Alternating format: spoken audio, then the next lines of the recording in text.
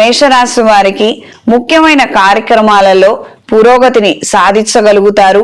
ప్రముఖులతో పరిచయాలు మరింత ఉపయుక్తంగా మారతాయి. లీజులు, లైసెన్స్లు, టెండర్ల కోసం చేసే ప్రయత్నాలు సానుకూల ఫలితాలను అందజేస్తాయి. రోడ్డు కాంట్రాక్ట్లలో ఉన్నవారికి, సివిల్ కన్స్ట్రక్షన్ వ్యాపారాలలో కాంట్రాక్ట్స్ లో ఉన్నవారికి కాలం అనుకూలంగా ఉంటుంది. ప్రయోజనకరమైనటువంటి ఫలితాలను పొందగలుగుతారు. కొత్త పెట్టుబడులకు సంబంధించిన అంశాలలో కాస్తంత నిదానంగా వ్యవహరించి సానుకూలపరుచుకోగలుగుతారు. స్త్రీమూర్తులతో విభేదాలు ఏర్పడకుండా తగు జాగ్రత్తలు అవసరం. నూతన కార్యక్రమాలను ప్రారంభించాలన్న ఆలోచనలు నెరవేరుతాయి. ఈ రాశిలో జన్మించిన స్త్రీలకు ఉద్యోగరీత్యా, వ్యాపార రీత్యా సానుకూలమైన మార్పులు ఏర్పడతాయి. స్వశక్తి మీద ఆధారపడి ఉన్నవారికి కాలం అనుకూలంగా ఉంటుంది.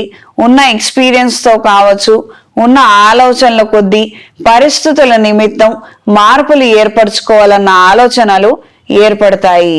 అంటే ఉద్యోగానికి వెళ్ళి చేయలేము కాబట్టి మనమే ఏదైనా ఇంటి దగ్గర ఏర్పాట్లు చేసుకున్నాము, లేదా సొంతంగా ఏదైనా ఏర్పాటు చేసుకున్నాము అన్న ఆలోచనలు ఏర్పడే అవకాశం ఉంటుంది.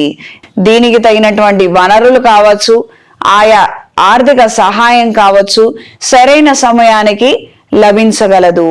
దూర ప్రయాణాలు అనుకూలంగా ఉంటాయి.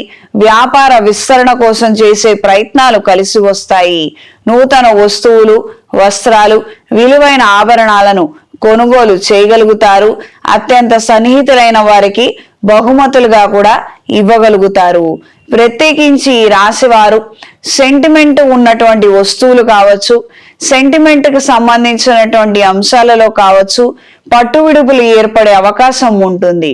అంటే కొన్ని ఉంటే గాని మనం కొన్ని పనులు చేయలేము అన్నటువంటి ఆలోచనలు ఏవైతే ఉంటాయో అవి క్రమేణా మార్చుకోవాల్సిన పరిస్థితులు ఏర్పడవచ్చు.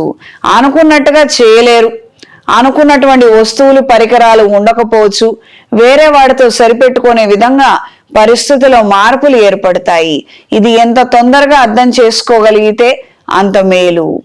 ఈ రాశిలో జన్మించిన వారికి ఈ వారం కలిసొచ్చే రంగు ఎరుపు, కలిసొచ్చే దిక్కు పడమర, కలిసొచ్చే సంఖ్య 3. ఈ రాశిలో జన్మించిన వారు నవగ్రహ స్తోత్ర పారాయణ చేయండి. నవగ్రహాల దగ్గర ప్రదక్షిణ చేసుకొని ఎరుపు ఒత్తులతో, అష్టమూలికా తైలంతో రవిగ్రహం దగ్గర దీపారాధన చేయండి.